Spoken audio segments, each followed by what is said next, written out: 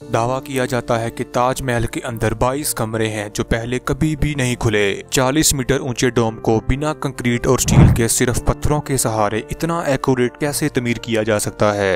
महल के अंडरग्राउंड और ground level दोनों में किंग शाहजहां और उनकी बेगम मुमताज का मकबरा है। आखिर एक मुर्दा इंसान को 2 मकबरे क्यों चाहिए होंगे? दरियाए जमुना के करीब वाक़या ये मोनूमेंट आखिर किस तरह के मटीरियल से बना है जो नमी मिलने के साथ साथ बुनियाद को और भी मजबूत कर देता है? आखिर कितनी सच्चाई है इस बात में कि ताजमहल पहले एक मंदिर था जिसे साल 1212 में राजा परमर्दी देव ने बनवाया था। क्या वाकई ही ताजमहल बनने के बाद शाहजहां ने मजदूरों के हाथ कटवा दिए थे ताकि कोई और इस तरह का सुंदर और शाहकार महल ना बना सके? और क्यों इस महल के मीनारों को टेढ़ा बनाया गया?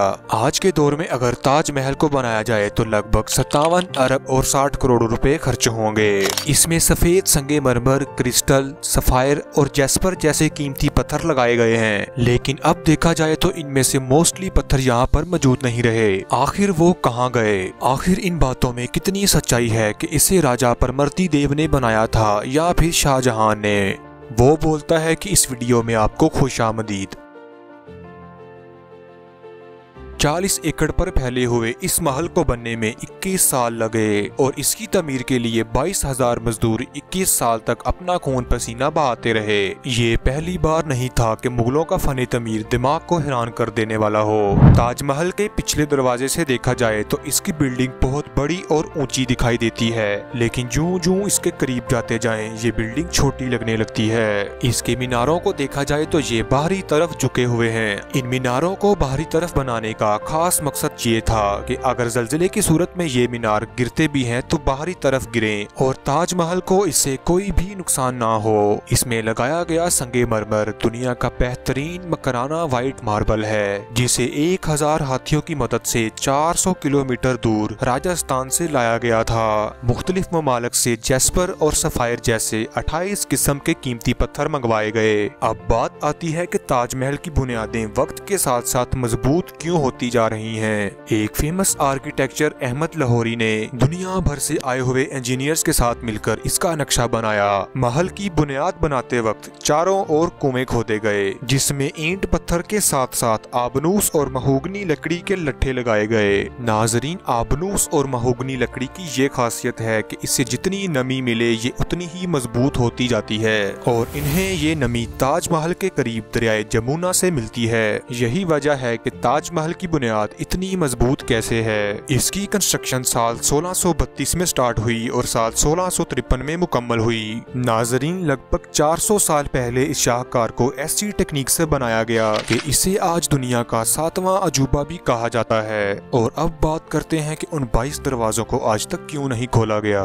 एक इंडियन पॉलिटिशियन बीजेपी राजनेत सिंह ने इलाहाबाद हाई कोर्ट में पिटीशन दी। उसने कहा कि ताजमहल के इन 22 बंद दरवाजों को खोला जाए। आर्कियोलॉजिकल सर्वे ऑफ इंडिया को हिदायत दी गई कि वो इन दरवाजों की जांच पड़ताल करे और इसके राज दुनिया के सामने लाए। पिटीशन में कहा गया कि ताजमहल एक हिंदू टेंपल है और शायद इन दरवाजों के पीछे कोई हिंदू मूर्ति मिल जाए और सच्चाई तक पहुंचा जा सके, लेकिन जजेस ने इस रिक्वेस्ट को डिसमिस कर दिया। ASI ने इंडियन एक्सप्रेस को बताया कि एक्चुअल में कोई बंद दरवाजे हैं ही नहीं और ना ही ऐसा है कि इनके पीछे कोई राज हो। दरअसल ये एक कॉरिडोर है जिसे दरवाजे लगे हुए हैं और ताजमहल का स्टाफ इसे हर हफ्ते साफ करता है। इनकी मरम्मत भी करवाई जाती है और इनकी तस्वीरों को मीडिया के साथ शेयर भी किया गया।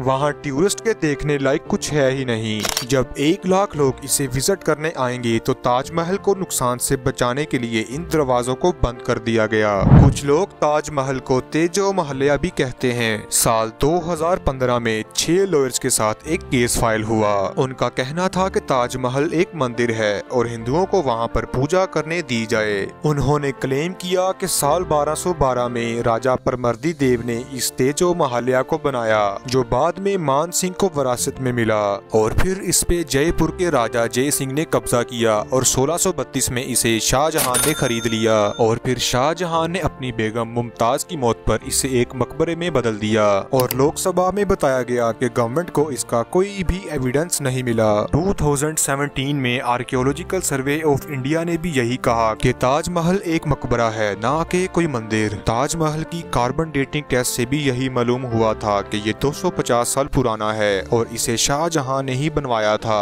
सवाल आता है तेजो महालया का, आखिर जो चीज एग्जिस्ट ही नहीं करती उसके बारे में किसने बात की? इसके लिए एक शख्स का नाम आता है, पुरुषोत्तम नगेश ओक। यही वो शख्स था जिसने सबसे पहले इन कॉन्स्पिरेसी थ्योरी को अपनी बुक्स में लिखा, लेकिन ये खुद कोई हिस्टोरियन नहीं था और ना ही कोई राइटर था। इसे बुक्स लिखने का तो बहुत शौक था, लेकिन बिना हिस्ट्री का नॉलेज लिए वो सिर्फ अपनी मनमर्जी और इमेजिनेशन से लिखता था। आमतौर पर एक हिस्टोरियन पुरानी बुक्स, मैगजीन्स और हिस्टोरिकल इवेंट्स को देखते हुए अपनी रिसर्च को अपने लफ्जों में लिखता है, लेकिन पुरुषोत्तम नगेश एक फिक्शनल राइटर तो बन सकते थे लेकिन एक हिस्टोरियन नहीं।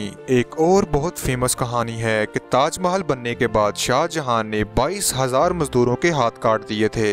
22,000 मजदूरों में से एक ही बार में किस किस के हाथ काटे होंगे, और क्या वहां से किसी ने भी भागने की कोशिश नहीं की? और इतनी बड़ी नाइंसाफी पर कोई भी दंगा फसाद क्यों नहीं हुआ? तो जाहिर है हाथ काटने वाली बात महज एक अफवाह है। तारीख में हमें इस चीज का कोई प्रूफ नहीं मिलता। इन्हीं मजदूरों ने ताजमहल बनने के बाद एक पूरा शहर शाहजहानाबाद बनाया। इसी शहर को पुरानी दिल्ली के नाम से भी जाना जाता है। तो जरा सोचिए, जामिया मस्जिद, लाल किला और ताजमहल शाहजहां के इसी गोल्डन एरा में बने थे, तो फिर ये एक ही नौयत का काम किसने किया? नाजरीन, ये तो सभी जानते हैं कि शाहजहां ने ताजमहल अपनी बेगम मुमताज के लिए बनाया था, लेकिन इसके पीछे भी एक स्टोरी है। बेगम मुमताज शाहजहां की बीवी होने के साथ साथ उसकी मशीर भी थी। वो हर जगह इसके साथ जाया करती थी। अपने 14वें बच्चे को जन्म देते हुए बेगम मुमताज इस दुनिया से चले गई। शाहजहां का अपनी बेगम से इस कदर प्यार था कि वो पूरा साल सदमे में रहा। उसने खाना पीना और जिंदगी को जीना छोड़ दिया।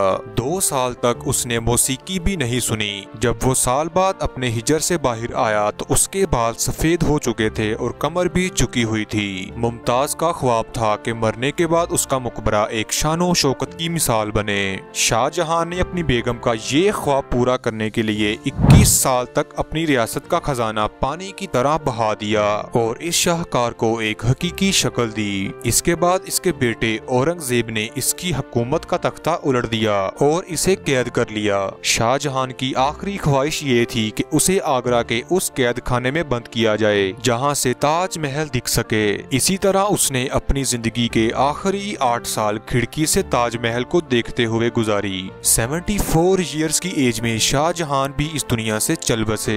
उनकी बीवी मुमताज के पास उनका मकबरा बनाया गया और इस तरह दुनिया में ताजमहल को एक अजूबे के साथ साथ लव सिंबल भी माना जाता है। नाजरीन, अगर आप देखना चाहते हैं कि 3 लोग लाइट हाउस में कैसे गायब हो गए, जिनका आज तक कुछ भी अता पता ना चल सका और वो 123 सालों से दुनिया के सामने एक अनसॉल्व्ड मिस्ट्री बनकर रह गए, तो आप इस वीडियो को जरूर देखें। आपसे रिक्वेस्ट है कि हमारे इस चैनल को जरूर सपोर्ट करें। मिलते हैं एक आने वाली हैरत अंगेज वीडियो में।